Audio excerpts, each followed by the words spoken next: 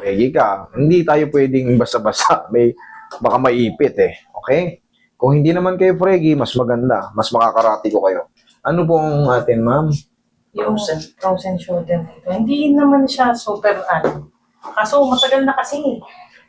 Nakakabwisit ka. Oo, lagi ka na kapag minsan magkamali ka na nakuha, medyo Ouch! napapaano ako eh. Tignan nga natin kung ano yung frozen shoulder na nirereklamo ni ma'am. Sana hindi nga talaga frozen. O yung may mga portion lang na, ouch! Yung parang may mga, hindi siya frozen. Hindi siya frozen. Ano to? May mga movement siya. Yes. May mga, yun nga yung sinasabi ko. May mga movement lang na, shooting pain. Mm-hmm. Ang ibig sabihin nito, yung mga ganito kasing pakaramdam, yun nga, yung bagong, yung slough tear.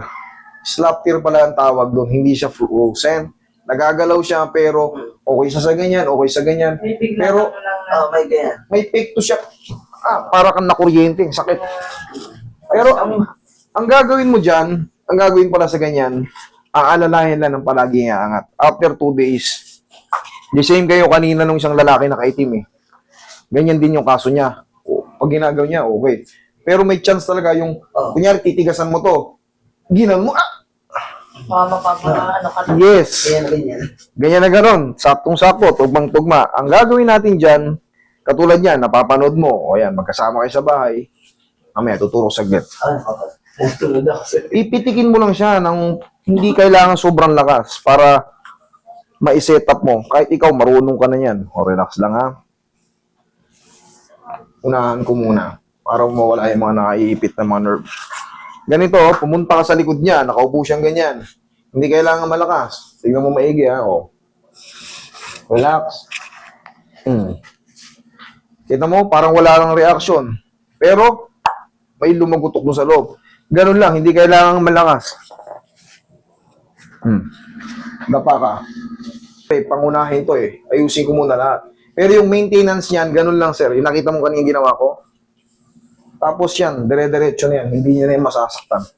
Hanggang sa maghilom na ng tuluyan yun. Okay, relax lang.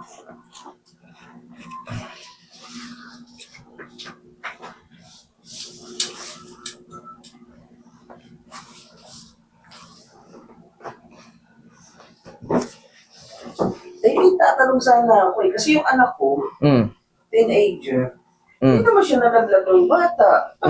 Parang hindi tapingin. Pag umaano siya, pag makikita mo yung sapatos niya, yung Gas-gas nung... gasgas, yung hindi usual, yung Hindi mo sinama para nakita natin.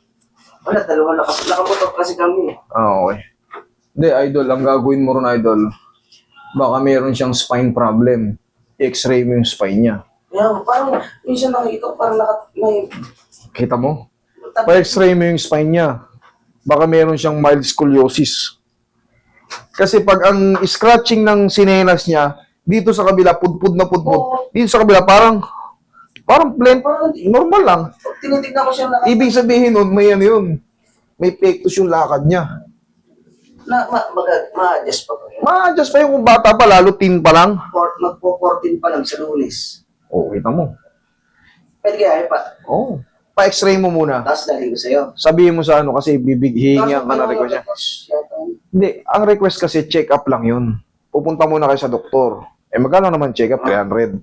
Yun na yung pinaka-request nun. Baka kasi nalilito ka. Ano paano ba yung request? Ako i-request. So, ang tunay na request, magpapa-check-up, yun na yun. Kasi, Dok, irereklamo mo kayo doon. Dok, kasi itong anak ko, napapansin ko yung chinelas niya, ganito. Tapos medyo tabi. Higa ka pati aya. Yun yung pinaka-request. Sasabihin sa inyo ni Doc, gusto niyo malaman to? Okay, sige, explain natin. Yun na yun. Magkano naman yung great check-up eh? Kailangan kasi makita natin yung ano, katulad yan, sa mga ganun team, bibihira pa yung umiinda. Hindi yan, masakit yung ito, hindi yan. Pero siyempre, habang bata pa, maalalayan, ma-adjust yung dapat ma-adjust. Nakikita mo na pala yung kamalian, napupudpud yung isang sinelas, yung isa hindi. Ibig sabihin, mas mahaba yung sapa niya. Inhale. Exhale. Hugot. Diyan ka lang muna. Sipatin mo yung ganito niya. Kailangan, kagaya ng sa mama niya, pantay. Ayan, pantay. Pag, ayan, humaba yung isa. Ayan, mamaya pag uwi nyo, paigay mo siya na nakalapat na Parang ganyan. yung palakang niya. Parang yung balakang niya. Oo, nakikita nyo na pala. Wala naman. Ma'am, ang taong may scoliosis, levoscoliosis, dextroscoliosis, pangkaraniwan sa kanila nakatabingi yung spine. Pero sa kanya naman, hindi mo makahalata. O di ibig sabihin, mild lang. Pag tinitigan mo siya ng gusto. Pero kapag Sige. tinitigan mo Opo. siya, Opo. Makikita nga natin yan sa x-ray. Sige. Tapos yun nga, pahigain mo siya. Tignan mo. Sukatin mo yung paa niya. Kahit kayo lang, hindi naman, wala namang masama kung susukatin mo yung paa niya eh. Titignan mo lang naman. Sige. Tsaka doon pa lang sa sinelas, alam mo na, nakikita mo. Iba yung pudpud ah. Parang tabingi ah. ito yung pudpud. Hindi mo nga siya pwede pasuotan yung may heels. Mababal, ano siya? Kailangan yung ilalim yung medyo flat. 13 na, 14, 13, o Sa Lunes. magdadalaga na yan. Kumbaga, pero syempre, nasa ano pa yan eh. Nasa age pa ng paglaki. Mas maganda yan, ma-adjust na kagad habang ano, i-reset natin yung katawan ng bata.